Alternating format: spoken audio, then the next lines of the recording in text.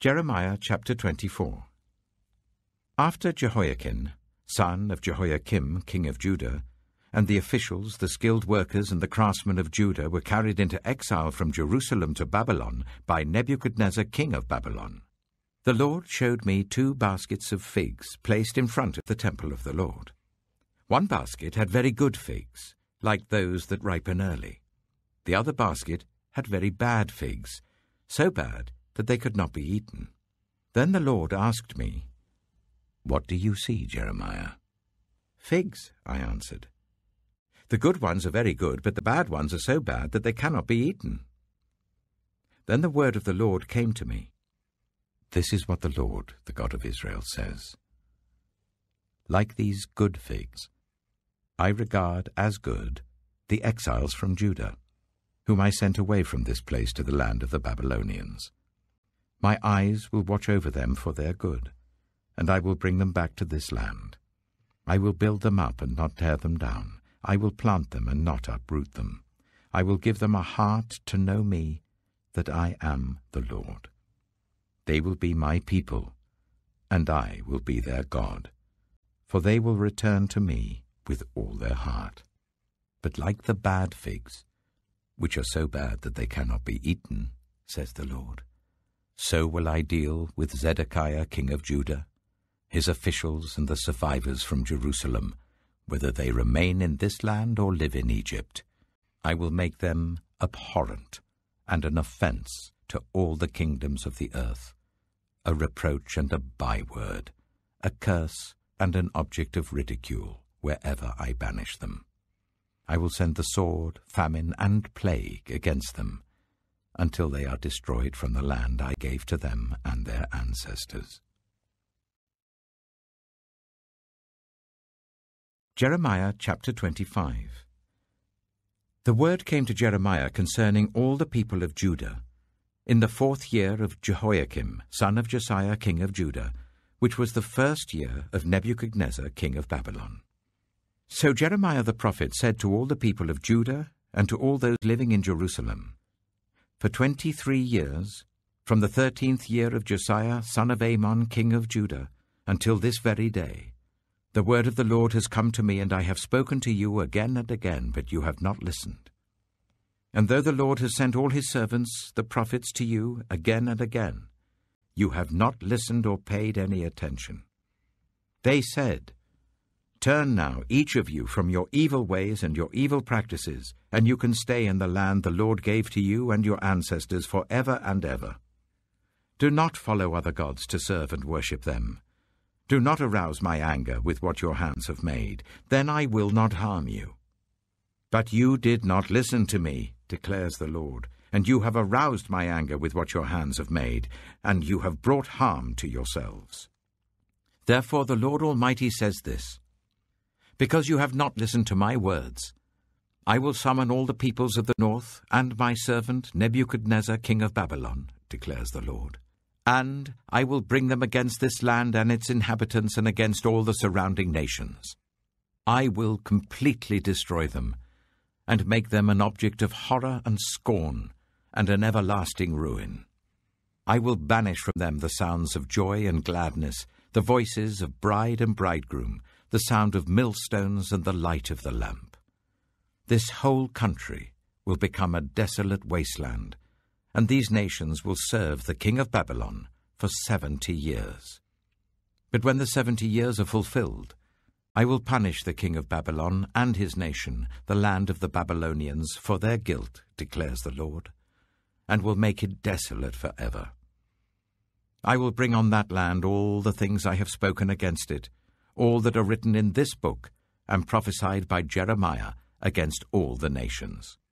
They themselves will be enslaved by many nations and great kings. I will repay them according to their deeds and the work of their hands. This is what the Lord, the God of Israel, said to me. Take from my hand this cup filled with the wine of my wrath, and make all the nations to whom I send you drink it. When they drink it, they will stagger and go mad because of the sword I will send among them. So I took the cup from the Lord's hand, and made all the nations to whom he sent me drink it. Jerusalem and the towns of Judah, its kings and officials, to make them a ruin and an object of horror and scorn, a curse, as they are today.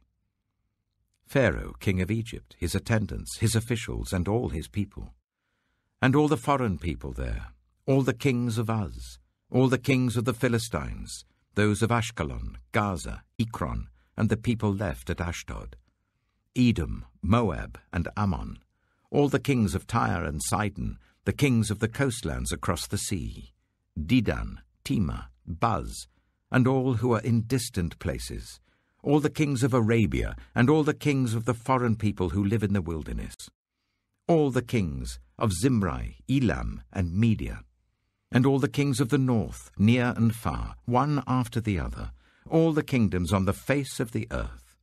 And after all of them, the king of Shishak will drink it too. Then tell them, this is what the Lord Almighty, the God of Israel, says. Drink, get drunk, and vomit, and fall to rise no more because of the sword I will send among you. But if they refuse to take the cup from your hand and drink, tell them, this is what the Lord Almighty says. You must drink it. See, I am beginning to bring disaster on the city that bears my name. And will you indeed go unpunished? You will not go unpunished, for I am calling down a sword on all who live on the earth, declares the Lord Almighty. Now prophesy all these words against them, and say to them, the Lord will roar from on high. He will thunder from his holy dwelling, and roar mightily against this land. He will shout like those who tread the grapes, shout against all who live on the earth. The tumult will resound to the ends of the earth, for the Lord will bring charges against the nations. He will bring judgment on all mankind, and put the wicked to the sword, declares the Lord. This is what the Lord Almighty says. Look, disaster is spreading from nation to nation. A mighty storm is rising from the ends of the earth. At that time, those slain by the Lord will be everywhere, from one end of the earth to the other. They will not be mourned or gathered up or buried, but will be like dung lying on the ground. Weep and wail, you shepherds. Roll in the dust, you leaders of the flock, for your time to be slaughtered has come. You will fall like the best of the rams. The shepherds will have nowhere to flee, the leaders of the flock no place to escape. Hear the cry of the shepherds, the wailing of the leaders of the flock, for the Lord is destroying their pasture. The peaceful meadows will be laid waste because of the fierce anger of the Lord. Like a lion he will leave his lair, and their land will become desolate because of the sword of the oppressor, and because of the Lord's fierce anger. Jeremiah chapter 26. Early in the reign of Jehoiakim, son of Josiah king of Judah, this word came from the Lord. This is what the Lord says. Stand in the courtyard of the Lord's house, and speak to all the people of the towns of Judah who come to worship in the house of the Lord. Tell them everything I command you. Do not omit a word. Perhaps they will listen, and each will turn from their evil ways. Then I will relent and not inflict on them the disaster I was planning because of the evil they have done. Say to them, this is what the Lord says. If you do not listen to me and follow my law which I have set before you, and if you do not listen to the words of my servants the prophets, whom I have sent to you again and again, though you have not listened, then I will make this house like Shiloh, and this city a curse among all the nations of the earth. The priests, the prophets, and all the people heard Jeremiah speak these words in the house of the Lord. But as soon as Jeremiah finished telling all the people everything the Lord had commanded him to say, the priests, the prophets, and all the people seized him and said, "You must die. Why do you prophesy in the Lord's name that this house will be like Shiloh, and this city will be desolate and deserted?" and all the people crowded around Jeremiah in the house of the Lord. When the officials of Judah heard about these things, they went up from the royal palace to the house of the Lord and took their places at the entrance of the new gate of the Lord's house. Then the priests and the prophets said to the officials and all the people, "This man should be sentenced to death because he has prophesied against this city. You have heard it with your own ears." Then Jeremiah said to all the officials and all the people, "The Lord sent me to prophesy against this house and this city all the things you have heard. Now reform your ways and your actions and obey the Lord your God. Then the Lord will relent and not bring the disaster he has pronounced against you. As for me, I am in your hands. Do with me whatever you think is good and right. Be assured, however, that if you put me to death, you will bring the guilt of innocent blood on yourselves and on this city and on those who live in it. For in truth, the Lord has sent me to you to speak all these words in your hearing." Then the officials and all the people said to the priests and the prophets, "This man should not be sentenced to death. He has spoken to us in the name of the Lord our God." Some of the elders of the land stepped forward and said to the entire assembly of people, "Micah of Moresheth prophesied in the days of Hezekiah king of Judah. He told all the people of Judah, 'This is what the Lord Almighty says. Zion will be plowed like a field, Jerusalem will become a heap of rubble, the temple hill a mound overgrown with thickets.' Did Hezekiah king of Judah or anyone else in Judah put him to death? Did not Hezekiah fear the Lord and seek his favor? And did not the Lord relent, so that he did not bring the disaster he pronounced against them? We are about to bring a terrible disaster on ourselves." Now Uriah, son of Shemaiah, from Kiriath-Jearim, was another man who prophesied in the name of the Lord. He prophesied the same things against this city and this land as Jeremiah did. When King Jehoiakim and all his officers and officials heard his words, the king was determined to put him to death. But Uriah heard of it and fled in fear to Egypt. King Jehoiakim, however, sent Elnathan, son of Achbor, to Egypt, along with some other men. They brought Uriah out of Egypt and took him to King Jehoiakim, who had him struck down with a sword, and his body thrown into the burial place of the common people. Furthermore, Ahikam, son of Shaphan, supported Jeremiah, and so he was not handed over to the people to be put to death. Hebrews chapter 12. Therefore, since we are surrounded by such a great cloud of witnesses, let us throw off everything that hinders and the sin that so easily entangles, and let us run with perseverance the race marked out for us, fixing our eyes on Jesus, the pioneer and perfecter of faith. For the joy that was set before him, he endured the cross, scorning its shame, and sat down at the right hand of the throne of God. Consider him who endured such opposition from sinners, so that you will not grow weary and lose heart. In your struggle against sin, you have not yet resisted to the point of shedding your blood. And have you completely forgotten this word of encouragement that addresses you as a father addresses his son? It says, "My son, do not make light of the Lord's discipline, and do not lose heart when he rebukes you, because the Lord disciplines the one he loves, and he chastens everyone he accepts as his son." Endure hardship as discipline. God is treating you as his children. For what children are not disciplined by their father? If you are not disciplined, and everyone undergoes discipline, then you are not legitimate, not true sons and daughters at all. Moreover, we have all had human fathers who disciplined us, and we respected them for it. How much more should we submit to the Father of spirits and live?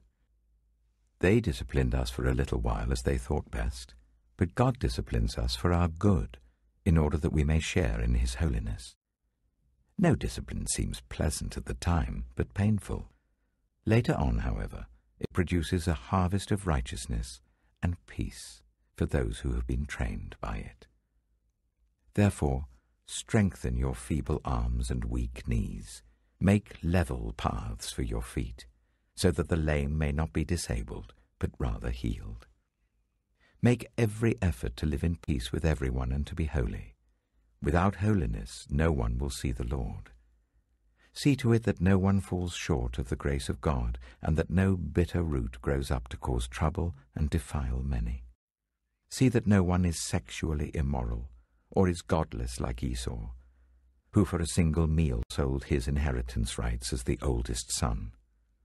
Afterwards, as you know, when he wanted to inherit this blessing, he was rejected.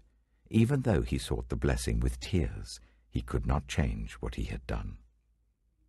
You have not come to a mountain that can be touched and that is burning with fire, to darkness, gloom, and storm, to a trumpet blast, or to such a voice speaking words that those who heard it begged that no further word be spoken to them, because they could not bear what was commanded. If even an animal touches the mountain, it must be stoned to death. The sight was so terrifying that Moses said, I am trembling with fear. But you have come to Mount Zion, to the city of the living God, the heavenly Jerusalem. You have come to thousands upon thousands of angels in joyful assembly, to the church of the firstborn, whose names are written in heaven. You have come to God, the judge of all, to the spirits of the righteous made perfect, to Jesus, the mediator of a new covenant, and to the sprinkled blood that speaks a better word than the blood of Abel. See to it that you do not refuse him who speaks. If they did not escape when they refused him, who warned them on earth, how much less will we, if we turn away from him who warns us from heaven? At that time his voice shook the earth, but now he has promised, once more I will shake not only the earth, but also the heavens. The words, once more, indicate the removing of what can be shaken, that is, created things, so that what cannot be shaken may remain. Therefore, since we are receiving a kingdom that cannot be shaken, let us be thankful, and so worship God acceptably with reverence and awe, for our God is a consuming fire.